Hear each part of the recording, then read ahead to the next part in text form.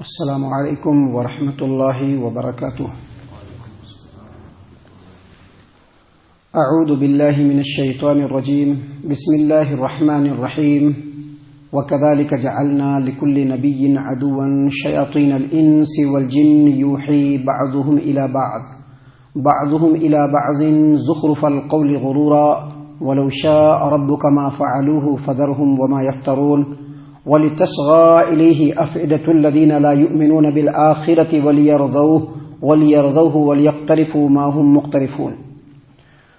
اور اسی طرح ہم نے انسانوں اور جنوں میں سے شیاطین صفت دشمن ہر نبی کے لیے بنائے ہیں. انسانوں میں سے بھی اور جناتوں میں سے بھی شیاطین صفت دشمن ہر نبی کے لیے بنائے ہیں. ان میں سے ہر ایک دوسرے کے کان میں دھوکہ دینے کی غرض سے چکنی چپڑی باتیں ایک دوسرے کے کان میں ڈالتے رہتے ہیں. اور اگر اور اے محمد صلی اللہ علیہ وسلم اگر آپ کا رب چاہتا تو وہ یہ کام نہ کرتے.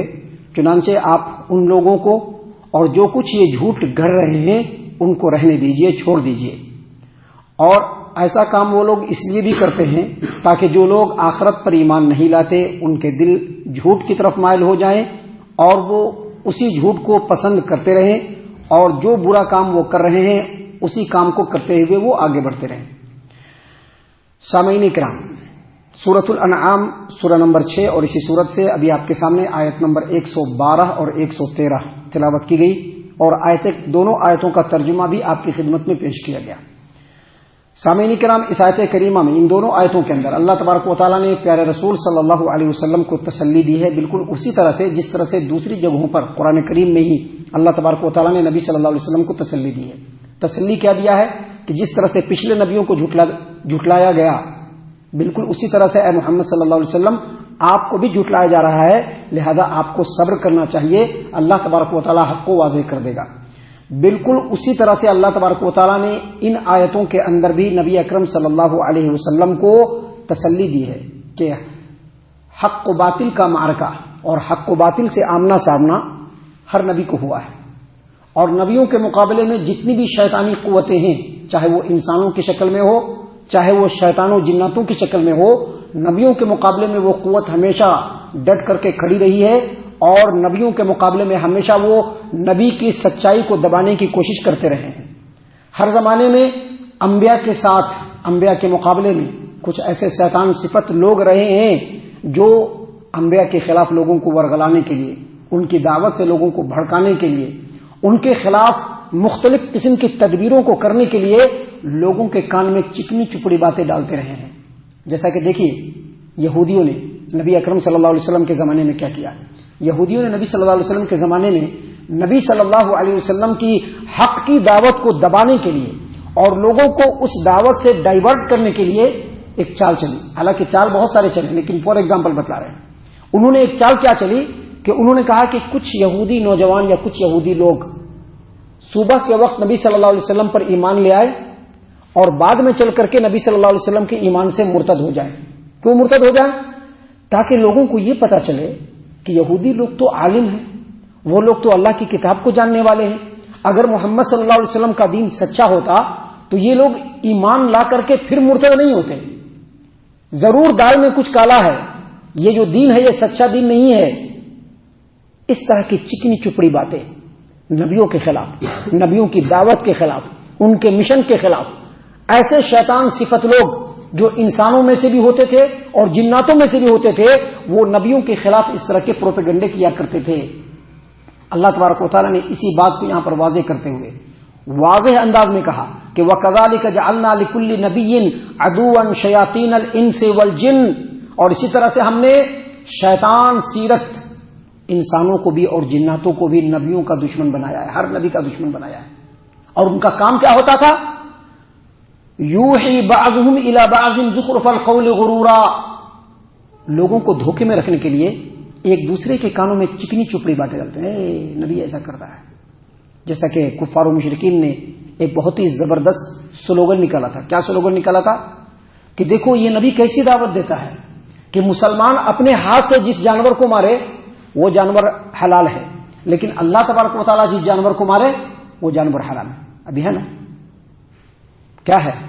شریعت کا قانون کیا ہے کہ اگر کوئی جانور اپنے آپ مر جائے، اگر اس کو ذبح نہیں کیا گیا، وہ کیا ہوگا؟ وہ حرام ہوگا. اور جس جانور کو مسلمان اللہ کا نام لے کر کے بالکل شرعی انداز میں ذبح کرے تو وہ حلال. لیکن ان لوگوں نے لوگوں کے کان میں چکنی چپڑی باتیں ڈالی دھوکہ دینے کی خاطر.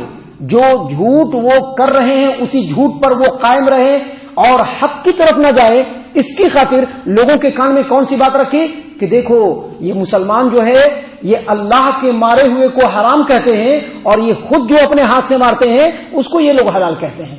اللہ تبارک و تعالیٰ نے اسی بات کو یہاں پر بیان فرمایا کہ محمد صلی اللہ علیہ وسلم ہم نے اسی طرح سے ہر نبی کا شیطان صفت انسانوں میں سے بھی اور جناتوں میں سے بھی دشمن بنایا. اور ان کا کام کیا ہوتا ہے کہ ایک دوسرے کے کان میں دھوکے میں رکھنے کی غرض سے چکنی چپڑی باتیں ڈالتے رہتے ہیں. سامعین کرام، اللہ تبارک و تعالیٰ نے آگے مزید فرمایا وَلَوْ شَاءَ رَبُّكَ مَا فَعَلُوهُ. اگر اللہ چاہتا تو وہ ایسا نہیں کر سکتے تھے، لیکن اللہ تبارک و تعالیٰ نے اس دنیا کو ایک آزمائش کے لیے اور ہر انسان دیکھے کہ وہ کس راستے پر چلتا ہے، اس کے لیے اللہ تبارک و تعالیٰ نے بنایا. اسی لیے اللہ تبارک و تعالیٰ نے کہا کہ محمد صلی اللہ علیہ وسلم اگر اللہ تبارک و تعالیٰ چاہتا تو وہ ایسا نہیں کر سکتے تھے، لیکن اللہ تبارک و تعالیٰ نے ان کو ان کے معاملے میں چھوٹ دے رکھا ہے. آپ کا کام کیا ہے؟ فذرہم، ان کو چھوڑ دیجئے، وما یفترون، اور جو جھوٹ گر رہے ہیں ان کو بھی چھوڑ دیجئے. یعنی ان دونوں معاملے میں آپ اللہ تبارک و تعالیٰ پر توکل کیجئے. اگر وہ جھوٹ بول رہے ہیں تو آپ کو جھوٹ نہیں بولنا ہے، اگر وہ دھوکہ دے رہے ہیں تو آپ کو دھوکہ نہیں دے رہا. آپ کو سچائی کی حقیقت کو لوگوں کے سامنے بیان کرنا ہے اور ان کی دشمنی اور ان کے جھوٹ کے مقابلے میں آپ کو اللہ تبارک و تعالیٰ پر توکل اور بھروسہ کرنا ہے. سامعین کرام، اگلی آیت کریمہ میں بھی اللہ تبارک و تعالیٰ نے اسی بات کو بیان کیا کہ وہ لوگ ایسا کیوں کرتے ہیں. ابھی حق اور باطل کا مارکا تو ہر دور میں ہو رہا ہے، آج بھی ہو رہا ہے. آج بھی حق کے مقابلے میں باطل مختلف پروپگنڈوں کے ساتھ کھڑا ہوا ہے، مختلف انداز میں لوگوں کو حق سے بھڑکانے، حق سے برگلانے کی کوشش کر رہا ہے، مختلف پینترے کھیل رہا ہے. اس کا مقصد کیا ہوتا ہے؟ اللہ تبارک و تعالیٰ نے آگے فرمایا وَلِتَصْغَى إِلَيْهِ أَفْئِدَةُ الَّذِينَ لَا يُؤْمِنُونَ بِالْآخِرَةِ. ایسا وہ لوگ اس لیے کرتے ہیں تاکہ جو لوگ آخرت پر ایمان نہیں لاتے ان کے دل جھوٹ پر ہی قائم رہے. یعنی اگر وہ حق کو سننے کی کوشش کریں یا حق کی طرف بڑھنے کی کوشش کریں تو ایسا پڑیا ان کے سامنے چھوڑو کہ وہ حق کی طرف جائے ہی نہیں.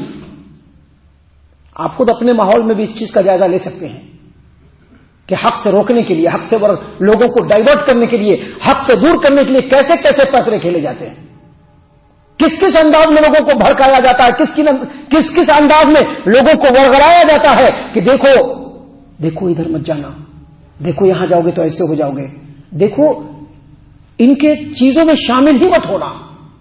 ہم تم کو ایسا کر کے دے رہے ہیں نا، یہاں کر کے وہ کام کرو، ادھر جانے کی کیا ضرورت ہے. سامعین کرام، اللہ تبارک و تعالیٰ نے فرمایا کہ ایسا وہ اس لیے کر رہے ہیں تاکہ جو لوگ آخرت پر ایمان نہیں لاتے ان کے دل اسی جھوٹ کی طرف مائل ہو جائیں. وَلْيَرْضَوْا، اس جھوٹ سے وہ راضی ہو جائیں، وہ سمجھ لے کہ یہ جو کام ہے یہ صحیح نہیں ہے، ہم جس کام پہ چل رہے ہیں جو گمراہی والا کام ہے، اصل میں وہ گمراہی والا کام ہے، لیکن وہ یہ سمجھ رہے ہیں کہ ہم جو کام کر رہے ہیں یہی حق ہے، یہی سچ ہے، ہم کو اسی پر چلتے رہنا چاہیے. اور آگے اللہ تبارک و تعالیٰ نے فرمایا وَلْيَقْتَرِفُوا مَا هُمْ مُقْتَرِفُونَ. ایسا اس لیے کرتے ہیں کہ جس برائی میں وہ پہلے سے پڑے ہوئے ہیں اسی برائی میں وہ آگے کی طرف بڑھتے چلے جائیں. سامعین کرام، یہ جو دو آیات ہیں ان دو آیات سے ہمیں کئی سبق ملتے ہیں. پہلی بات ہم کو یہ سمجھ میں آتی ہے کہ اگر ہم حق پر قائم ہیں تو ہم کو تیار رہنا چاہیے کہ ہماری مخالفت ہوگی، ہماری مخالفت ہر حال میں ہوگی. ہمارے مخالفین ہمارے خلاف آئیں گے، مختلف قسم کے پروپیگنڈے کھیلیں گے، مختلف قسم کی باتیں بنائیں گے. اس وقت میں ہم کو اپنے حق پر قائم رہنا ہے اور اللہ تبارک و تعالیٰ پر توکل اور بھروسہ کرنا ہے. دوسری بات یہ سمجھ میں آتی ہے کہ شیطان صرف جناتوں میں سے نہیں ہوتا ہے، انسانوں میں سے بھی شیطان لوگ ہوتے ہیں جن کا کام شیطنت کرنا ہوتا ہے. یہی وجہ ہے کہ اللہ تبارک و تعالیٰ نے قرآن کریم کی جو سب سے آخری سورت ہے مصحف کے اندر، سورۃ الناس، اللہ نے کیا کہا؟ الذی یوسوس فی صدور الناس من الجنۃ والناس. اس شیطان سے اللہ تبارک و تعالیٰ میں اپنے رب کی پناہ چاہتا ہوں جو لوگوں کے دلوں میں وسوسہ ڈالتا ہے. اور یہ کون کون ہوتے ہیں؟ جناتوں میں سے بھی ہوتے ہیں اور انسانوں میں سے بھی ہوتے ہیں. اس آیت کریمہ سے یہ بات بھی پتہ چلتی ہے. لہذا ایسے شیطان صفت انسانوں سے ہمیشہ خبردار رہنا ہے، ہوشیار رہنا ہے. جو پہلی آیت کریمہ آپ کے سامنے پڑھی گئی اس سے یہ بات بھی ثابت ہوتی ہے کہ حق کے مقابلے میں ہمیشہ باطل پرست لوگ قائم رہیں گے. اور سب سے بڑی بات جو ثابت ہوتی ہے وہ یہ کہ علماء کرام انبیاء علیہ الصلوۃ والسلام کے وارثین ہیں. اللہ کے رسول صلی اللہ علیہ وسلم نے خود فرمایا ہے العلماء ورثۃ الانبیاء. علماء انبیاء کے وارث ہیں. وارث ہیں کس چیز میں؟ علم میں. لیکن آیت کریمہ سے پتہ چلتا ہے کہ آزمائش میں بھی علماء کرام انبیاء کے وارث ہیں. جس طرح سے انبیاء کے ساتھ آزمائش ہوئی ہے علماء کرام کے ساتھ بھی آزمائش ہوگی. جس طرح کے انبیاء کے دشمن تھے ویسے ہی علماء کرام کے بھی دشمن، چاہے وہ جہاں پر بھی علماء کرام کم کر رہے ہیں. اس چیز کا مشاہدہ علماء کرام بھی کر رہے ہیں، کرتے چلے آ رہے ہیں. اور جو خیر خواہ حق پسند جو عوام الناس ہیں، جو علماء کرام کا احترام اور تکریم کرنے والے لوگ ہیں، ان لوگوں نے بھی اس بات کا مشاہدہ کیا ہے کہ علماء کرام جس مقام پہ، جس منصب پہ، جس جگہ پہ بھی کام کرتے ہیں وہاں پر جہاں ان کی معاونت کرنے والے، ان کے ساتھ لگ کر کے چلنے والے لوگ ہوتے ہیں، وہیں پر ایسے لوگ بھی پیدا ہو جاتے ہیں جو اصل میں ہوتے تو انسان ہیں لیکن ان کی صفت شیطان کی ہوتی ہے. ان کا کام یہی ہوتا ہے کہ علماء کرام جو دعوت دیتے ہیں یا علماء کرام جو بات کہتے ہیں وہ ہمیں پسند نہیں، اور اس کے لیے وہ مختلف قسم کے پینترے کھیلتے ہیں، مختلف قسم کے پروپیگنڈے کرتے ہیں، علماء کرام کی دعوت کو روکنے کی کوشش کرتے ہیں اور ان کے خلاف محاذ کو قائم کر کے علماء کرام کی عزت و آبرو اور ان کے جان تک سے کھیلنے کی کوشش کرتے ہیں. ایسی صورت میں انبیاء کرام کی طرح سے علماء کرام کو بھی سوچنا چاہیے کہ جیسے وہ انبیاء کے علم میں وارث ہیں ویسے ہی آزمائش میں بھی وارث ہیں. ان کے سامنے بھی آزمائش آئے گی. ایسے آزمائش کی گھڑی میں ان کو چاہیے کہ وہ اللہ تبارک و تعالیٰ پر توکل کرتے ہوئے حق بات کو لوگوں کے سامنے پیش کرتے رہیں، حق بات کو لوگوں کے سامنے بیان کرتے رہیں، پورے صبر و استقلال کے ساتھ اللہ تبارک و تعالیٰ پر توکل کرتے ہوئے جس مشن کو نبیوں نے آگے بڑھایا علماء کرام کو بھی آگے بڑھاتے رہنا چاہیے. کیونکہ جیسے ان کے دشمن تھے ویسے ہی ان کے بھی دشمن ہوں گے. یہی بات اللہ تبارک و تعالیٰ نے ان آیتوں کے ذریعے سے مسلمانوں کو، علماء کرام کو اور خاص طور سے اس زمانے میں نبی اکرم صلی اللہ علیہ وسلم کو تسلی کی خاطر بتلایا. ہم اللہ تبارک و تعالیٰ سے دعا کرتے ہیں کہ اللہ تعالیٰ ہم تمام کو ان تمام باتوں کے اوپر خوب غور و فکر اور تدبر کرنے کے ساتھ ساتھ ان باتوں کے اوپر عمل کرنے کی بھی توفیق عنایت فرمائے. آمین. اللہ تعالی ہم تمام کو صحیح معنوں میں پکا سچا مومن مسلمان بنائے. اللہ اور اس کے رسول صلی اللہ علیہ وسلم کی اطاعت و فرما برداری کرنے والا بنائے. صحابہ کرام رضی اللہ عنہم کے طریقے پر چلنے والا بنائے. جنت الفردوس میں جگہ عطا فرمائے. اے اللہ ہم تمام کو جہنم سے پناہ دے. اے رب العالمین ہم تمام کو جہنم سے پناہ دے. اے مالک الملک ہم تمام کو جہنم سے پناہ دے. آمین یا رب العالمین. وما علینا الا البلاغ المبین. الذي نزل الفرقان على عبده ليكون للعالمين نذيرا